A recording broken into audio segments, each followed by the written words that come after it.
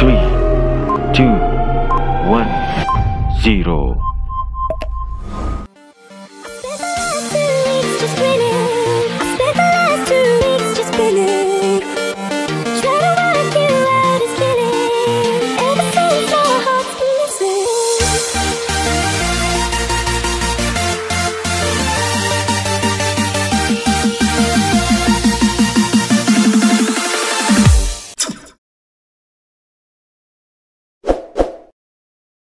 Assalamualaikum warahmatullahi wabarakatuh. Selamat pagi anak-anak. Selamat untuk siswa dan siswi, khususnya untuk kelas 7 SMP Negeri 1 Cikande yang memasuki ajaran tahun 2020 dan 2021. Tetap semangat kalian walaupun memang kondisi saat ini tidak bisa untuk belajar tatap muka. Nah, sebelumnya kalian sudah mengenal Bapak di MPLS daring yang diselenggarakan oleh pihak sekolah. Nah, untuk kali ini Bapak akan memberikan materi tentang pelajaran IPS kelas 7. Nah, langsung saja sebelum acara pembelajaran ini dimulai, alangkah baiknya marilah kita berdoa menurut agama, kepercayaan, dan keyakinan masing-masing. Berdoa dalam hati dimulai. Selesai. Nah, kali ini di dalam mata pelajaran IPS di semester ganjil itu akan membahas dua bab. Yang bab pertama yaitu tentang manusia, tempat, dan lingkungan. Sedangkan bab kedua tentang interaksi sosial dan lembaga sosial. Nah, oke. Kita langsung masuk pertemuan pertama. Pertemuan pertama kali ini, materi yang akan kita bahas yaitu pengertian ruang dan interaksi antar ruang. Nah, jadi materi pertama kita dalam minggu pertama kita kali ini adalah pengertian ruang dan interaksi antar ruang. Oke, next. Nah, selanjutnya, untuk tujuan pembelajaran di pertemuan pertama ini, yang pertama adalah siswa dapat menjelaskan pengertian konsep ruang. Yang kedua, siswa dapat menjelaskan pengertian interaksi antar ruang. Yang ketiga, siswa menyebutkan contoh interaksi keruangan antar wilayah yang terjadi di Indonesia. Yang keempat, siswa menyebutkan contoh kondisi saling bergantung yang diperlukan untuk terjadinya interaksi antar ruang. Nah, ini tujuan pembelajaran kita kali ini ya ini. Selanjutnya, next. Nah, coba kalian, apa yang kalian lihat di gambar samping ini? Nah, coba kalian perhatikan baik-baik gambar yang di samping ini. Nah, gambar yang di samping ini coba kalian perhatikan baik-baik apa. Nah,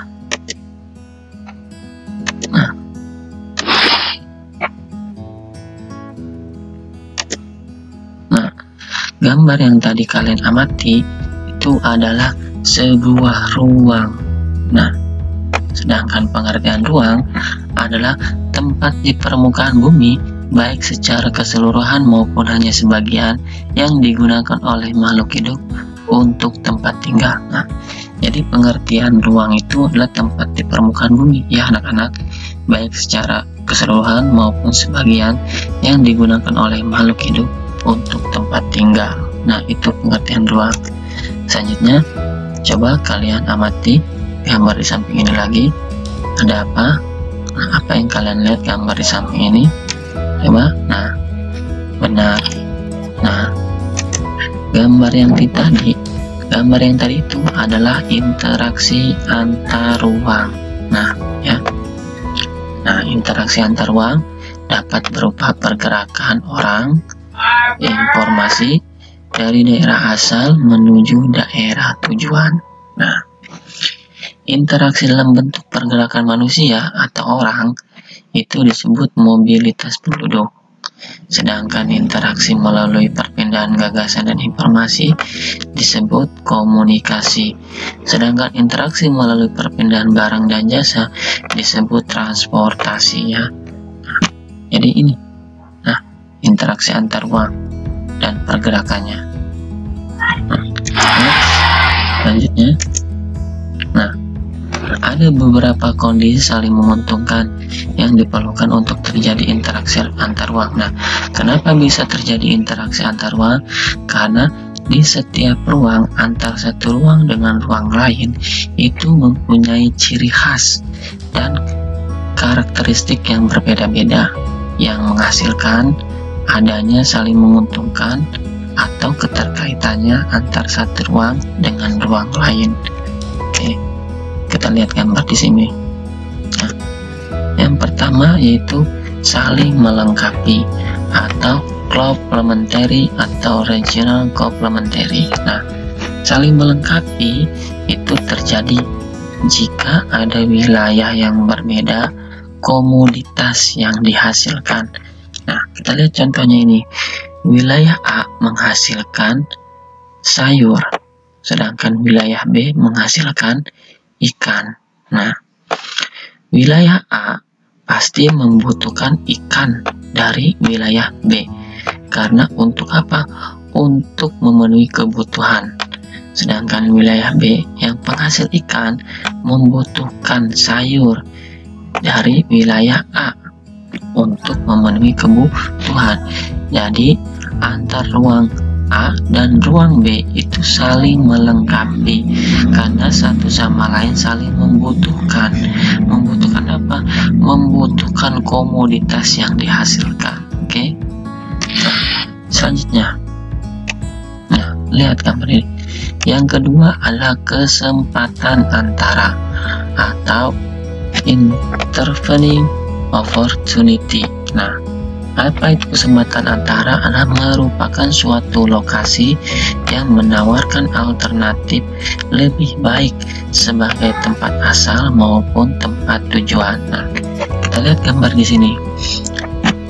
Bandung adalah atau menghasilkan atau komoditasnya sayur, sedangkan Surabaya menghasilkan atau komoditasnya Surabaya ikan. Tadi sudah jelaskan, Bandung awalnya itu berinteraksi dengan Surabaya. Yang menghasilkan ikan. Sama, Surabaya juga berinteraksi antar ruang dengan Bandung yang menghasilkan sayur awalnya. Ternyata ada wilayah C. Wilayah C yaitu Indramayu. Indramayu pun itu menghasilkan komoditas ikan yang dibutuhkan oleh wilayah B. Akhirnya wilayah B akan beralih interaksi ruang dari wilayah Bandung ke wilayah Indramayu. Kenapa beralih? Karena jarak antar Bandung dengan Indramayu itu relatif cukup dekat. Cukup dekat, dan yang paling utama komoditasnya adalah komoditas ikan yang menghasilkan ikan yang diperlukan untuk wilayah Bandung. Sama halnya dengan Indramayu yang komoditas penghasil ikan membutuhkan sayur. Akhirnya antara Bandung dan Indramayu pun akan terjadi yang namanya interaksi antar ruang. Inilah kesempatan antara. Ada yang namanya kesempatan antara itu ada tempat yang lebih baik itu dalam segi jarak maupun dalam segi infrastruktur yang ada atau prasarana dan prasarana. Yang ketiga, kita lihat yang ketiga. Yang ketiga adalah kemudahan transfer. Kemudahan transfer adalah pengangkutan barang atau orang yang memerlukan biaya untuk terjadinya interaksi tersebut harus lebih rendah dibandingkan keuntungan yang diperoleh. Kemudahan transfer dan biaya yang diperlukan juga sangat tergantung pada keterbatasan infrastruktur atau sarana dan prasarana. Kita lihat contohnya di sini. Nah, wilayah A atau wilayah Bandung itu adalah penghasil sayur. Nah, dan wilayah Indramayu penghasil ikan. Surabaya pun penghasil ikan. Nah, kalau kita kaitkan dengan kemudahan transfer, maka wilayah A akan berinteraksi ruang dengan wilayah C atau wilayah Indramayu. Karena apa? Karena jaraknya relatif lebih dekat, cuma 100 km. Sedangkan wilayah Bandung apabila berinteraksi ke wilayah Surabaya itu relatif lebih jauh karena jaraknya 400 km. Kalian bisa lihat antara biaya yang 100 meter, yang 100 km dengan biaya atau biaya orang atau biaya kirim dengan 400 km itu murahan atau sedikit lebih murah dari Bandung ke Indramayu. Oke.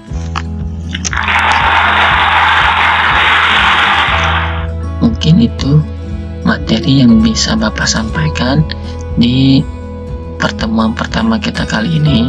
Nah, untuk selanjutnya nanti ada LKDP atau lembaran kerja peserta didik.